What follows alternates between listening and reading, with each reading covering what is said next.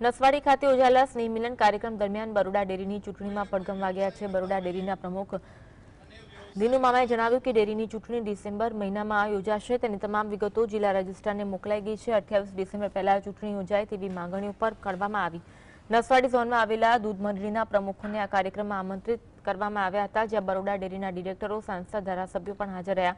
જોકે કોંગ્રેસ પ્રેરિત કેટલીક દૂધ મંડળીઓના પ્રમુખો ગેરહાજર રહ્યા। ઉપપ્રમુખ જીબી સોલંકીએ જણાવ્યું કે ડેરીની ચૂંટણી કોઈ રાજકીય જંગ નથી, પરંતુ દૂધ ઉત્પાદકોના હિત માટેની જવાબદારી છે।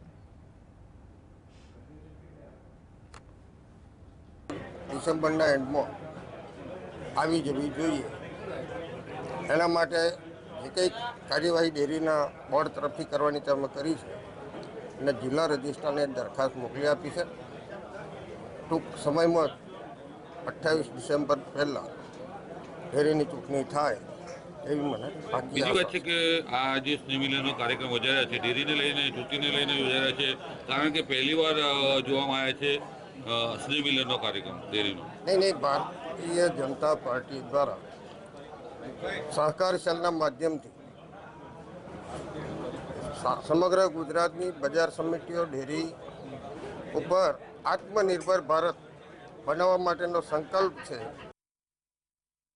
9 વર્ષ તો દર વર્ષે આવે છે, ચૂંટણીઓ 5 વર્ષે એકવાર આવે છે। સ્નેહ મિલનનો કાર્યક્રમ અમે દર વર્ષે રાખીએ છીએ। ચૂંટણીઓને અને આ કાર્યક્રમને કંઈ લેવા દેવા નથી।